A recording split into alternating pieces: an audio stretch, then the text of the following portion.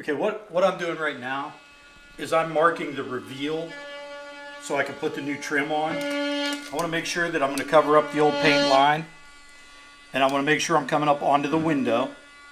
And I got 3.5 inch trim, so I'm going to be able to take and come up on here pretty nice, and then do the same thing down here on the bottom.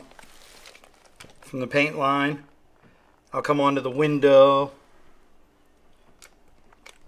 like I did here, approximately 1/2 inch. I'm going to come up onto the window here 1/2 inch.